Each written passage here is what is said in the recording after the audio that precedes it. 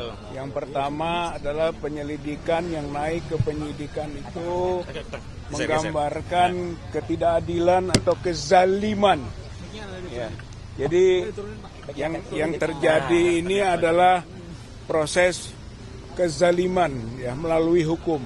Tapi sebenarnya kita semua tahu di belakang ini adalah persoalan politik. Ini bukan hukum murni. Ini adalah penunggangan hukum oleh kepentingan politik atau kepentingan pejabat politik atau mantan pejabat politik. Saya kira rakyat bangsa Indonesia harus tahu ini bukan kasus hukum. Karena pelanggaran-pelanggaran hukum sudah sangat nyata. Misalnya pada saat pelaporan di Polda Metro Jaya ini, ya, Joko Widodo itu datang dengan sangat cepat prosesnya. Hari itu melapor, hari itu dibuat BAP, hari itu juga dibuat surat perintah penyelidikan. Kemudian juga pelaporannya tadi sudah disinggung, hanya sekedar fotokopi. Kalau kita mungkin punya pengalaman kalau melaporkan sesuatu di tingkat polsek saja, gitu ya, itu kalau tidak ada yang aslinya ditunjukkan, ditolak laporan itu, gitu ya. Ini di tingkat Polda, bagaimana fotokopi ijazah begitu saja diterima?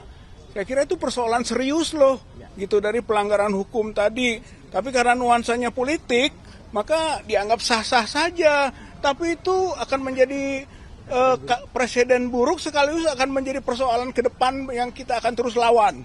Atas kesalahan hukum seenaknya saja melakukan tindakan seperti itu. Kemudian juga ini penyelidikan awalnya hanya klarifikasi.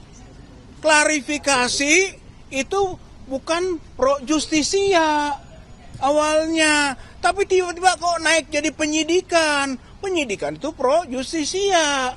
Harusnya setelah BAK, berita acara klarifikasi, itu berita acara pemeriksaan. BAP dulu, pro justisia, baru bisa naik ke penyidikan. Ini loncat-loncat saja ini. Inilah persoalan hukum yang kita maksudkan tadi, bahwa ini bukan hukum murni, tapi ini ada nuansa politiknya.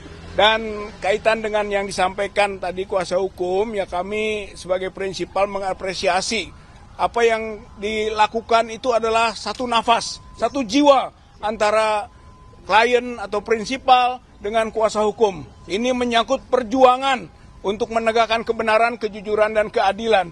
Oleh karena itu, desakan agar Jokowi datang, Jokowi membawa ijazahnya yang miliknya yang belum atau kita duga tidak asli dan disita ya, karena itu akan menjadi dasar bagi proses berikutnya. Tanpa adanya penyitaan maka kita tidak bisa mendapatkan kepastian hukum ke depannya.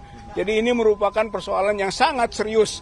Oleh karena itu seharusnya juga kita menunggu putusan dari proses yang ada di Bareskrim, karena di Bareskrim itu justru yang punya potensi untuk menjadi terdakwa adalah Joko Widodo.